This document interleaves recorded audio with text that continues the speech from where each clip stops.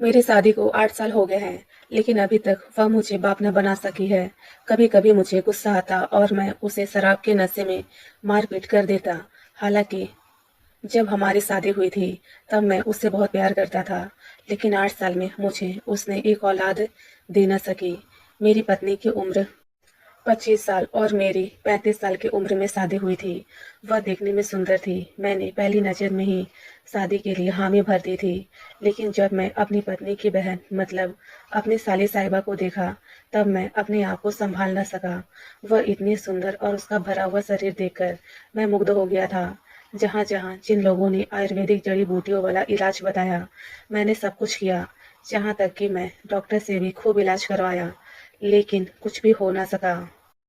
मेरे ससुराल में सास-ससुर और एक साली साहिबा, जो उस वक्त 17 साल के करीब की थी, लेकिन अब वह भरी जवान हो चुकी है।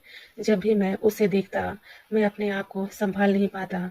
मेरे सास-ससुर अक्सर अपने देहात वाले गांव में ही रहते हैं। इस वजह से मैं अपनी पत्नी के साथ उसके घर में ही रहता हूँ। सास-ससुर ने ही मुझसे कहा था कि हो सके तो बेटा यहाँ पर तुम लोग रह लेना, क्योंकि गांव वाला खेत देखना हमारे लिए बहुत ज़रूरी है। हम यहाँ कम ही रह पाते हैं। तो इस वक्त ससुराल में मैं, मेरी पत्नी और मेरी साले साहिबा जिसका नाम सुमन है, हम तीनों साथ में रहते हैं। सुमन को यह अच्छी तरह पता था कि हम दोनों पति पत्नी में लड़ाई बच्चों को लेकर होती है। 8 साल में वह औरत मुझे एक भी औलाद न दे सकी।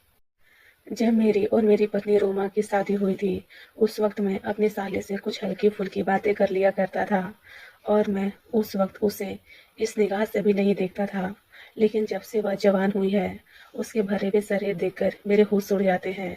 एक दिन जब रोमा किसी काम से मार्केट गई थी और मैं काम से जल्दी आ गया था, उस वक्त सुमन नहा करके निकली ही थी। जैसे ही मेरी नज़र उस पर पड़ी, मैं उसे देखता रह गया। उसके खुले बाल, गुलाबी होंठ और उसके उभरे हुए सीने में उसके करीब आ गया। सुमन चौंक गई और वह तौलिए से अच्छे से अपने शरीर को ढकने की कोशिश करने लग गई। मैंने उसके गीले बालों में हाथ लगाते हुए कहा, उसके होठों को चूमने की कोशिश की। जैसे ही मैं उसके होठों को चूमने गया, वह पीछे हट गई और कहने लग गई, जीजू आप ये क्या कर रहे हो? मैंने कहा वही जो मुझे बहुत पहले कर लेना चाहिए था, लेकिन मैं अपने आप को बहुत मुश्किल से संभाले बैठा था। अभी यह तुम्हारा रूप देखकर मैं खुद को संभाल नहीं पा रहा हूँ। सुमन, मैं तुमसे प्यार करने लगा हूँ। तुम्हारी दीदी तो इन 8 सालों में मुझे बाप ना बना सकी। अब तो मुझे इसका सुख दे दो। बस मैं यही तुमसे चाहता हूँ। वह सुनकर चौंक गई और कहने लगी, जीजू यह गलत है। मैंने कहा इसमें गलत वाली क्या बात है? सुमन, मैं भी तो घर का हूँ। घर की बात घर में रह जाएगी और जब बच्चा भी अपना रहेगा। रूमा अनाथ आश्रम से बच्चा गोद लेना चाहती है, लेकिन मैं यह नहीं चाहता। तुमसे मैं बाप बनना चाहता हूँ तो यह बच्चा हमारा ही होगा। यह कहकर मैं उसे बाहों में भर लेता हूँ और बिस्तर पर लिटा देता हूँ। जैसे ही मोहन सुमन को बिस्तर पर लिटाता है, सुमन का पूरा शरीर कांपने लग जाता है और वह कहती है, जीजू मैं यह नहीं कर सकती।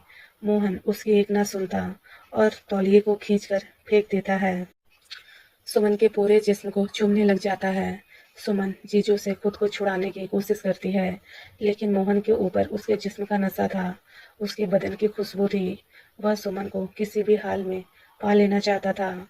सुमन के साथ उसने वह सब किया जो वह बहुत पहले ही कर लेना चाहता था।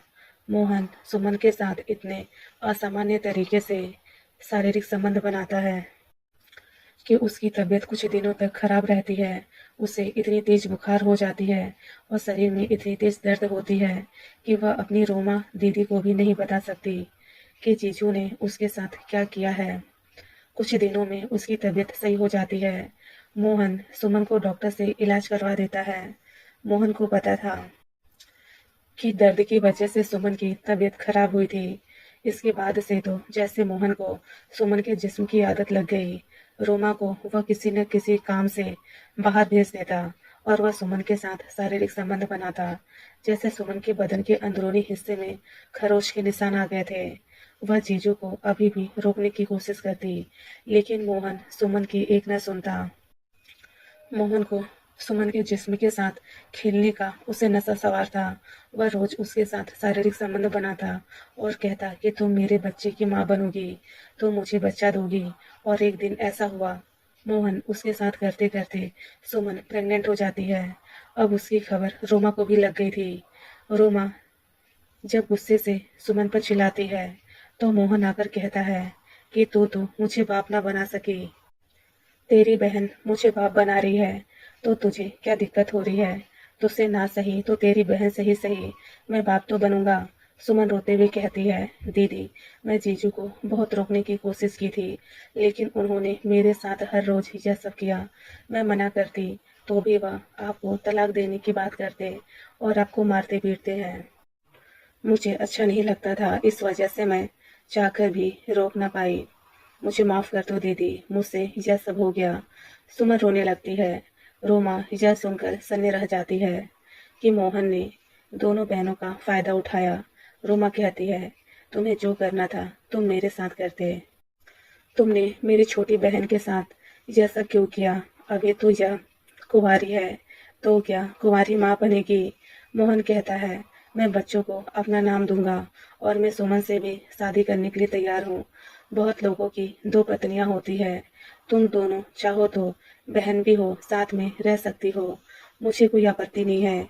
लेकिन मैं सुमन के साथ जिस्मानी संबंध मेरा बना रहेगा। यह सुनकर रोमा गुस्से से तिलमिला उठती है और कहती है, अभी देर नहीं हुई है, यह अबॉर्शन होगा और मैं अपनी बहन की शादी किसी अच्छे लड़के से करवाऊंगी, तुम जैसे गिरे हुए इंसान के साथ नहीं। यह सुनकर मोहन गुस्से से भर जाता है और रोमा को मारने पीटने लग जाता है।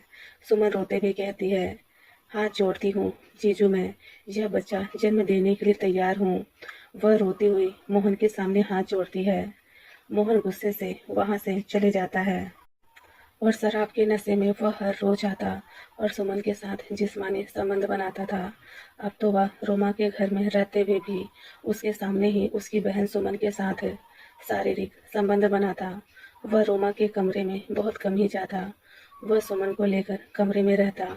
उसके गर्भवती होने के बावजूद भी पूरे महीने तक उसके साथ जिस्मानी संबंध बनाता था। वह दर्द से रोकने की कोशिश करती, लेकिन मोहन को सुमन के जिस्म की आदत लग चुकी थी।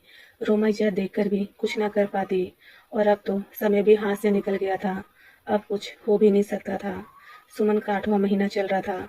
रोमा मोहन को समझाती, मोहन, सुमन 8वें महीने की गर्भवती है, अब तो उसके साथ यह सब करना बंद कर दो। मोहन कुछ न कहता और अपने कमरे में चले जाता है। यूं ही समय बीतता चला गया और 9 महीने पूरे होने के बाद तय समय पर सुमन ने एक बहुत ही प्यारे से स्वस्थ बच्चे को जन्म दिया, जिसे देख मोहन की खुशी का ठिकाना न रहा। रोमा को कुछ समझ में नहीं आ रहा था कि आगे कैसे क्या किया जाए, क्योंकि मम्मी पापा सुमन के गर्भवती होने के बाद 2 बार यहाँ पर आए, लेकिन कम माँ होने की वजह से पता नहीं चला और सुमन को भी हमने घर से बाहर जाने से मना कर दिया था। किसी को कानो कान यह खबर पता नहीं चली। हम यह कह देंगे कि यह बच्चा हमने अनाथ आश्रम से गोद ली है, लेकिन मैं सुमन को मोहन से कैसे बचाऊं? मोहन बस सुमन के साथ शारीरिक संबंध बनाने के लिए वह काम पर भी कम ही जाता, तो कभी जाता भी नहीं। रोमा सोचती है कि क्यों ना कोई अच्छा लड़का देख करके सुमन की शादी कर दी जाए। यह सोचकर रोमा अपने गांव अपने माता पिता के पास फोन लगाती है और कहती है कि मम्मी पापा, यदि कोई लड़का वहां पर सही मिले तो आप बात करके सुमन की शादी के बाद चलवा दो। सुमन अब बड़ी हो चुकी है, उसकी उम्र शादी की हो गई है। उसकी मम्मी कहती है, हाँ बेटी, हम सुमन के लिए जहाँ लड़का देख रहे हैं, पता चलते ही मैं तुम्हें बताऊंगी। रोमा कहती है, मम्मी, यदि यह काम जल्दी हो जाता तो ठीक है। उसकी मम्मी यह सुन घबरा जाती है और कहती है कि क्या हुआ रोमा, सब ठीक तो है ना? रोमा अपने आप को संभालते हुए कहती है, हाँ मम्मी, यहाँ सब ठीक है। मैं तो बस यूं ही कह रही थी कि सही लड़का बार बार नहीं मिलता, इसलिए कोई अच्छा लड़का मिल जाए तो रोमा की चटमंगनी पट ब्याह करवा देंगे। मम्मी कहती है कि जैसे ही लड़के के बारे में खबर मिलती है वैसे ही मैं तुम सबको बताऊंगी। यह कहते हुए मोहन सुन लेता है और उसकी आंखें गुस्से से भर जाती है और वह फोन की तार को निकाल कर फेंक देता है और रोमा को धमकी देता है कि यदि सुमन की शादी वह कहीं और करती है तो वह उसे तलाक दे देगा और सुमन को अपने साथ रखेगा।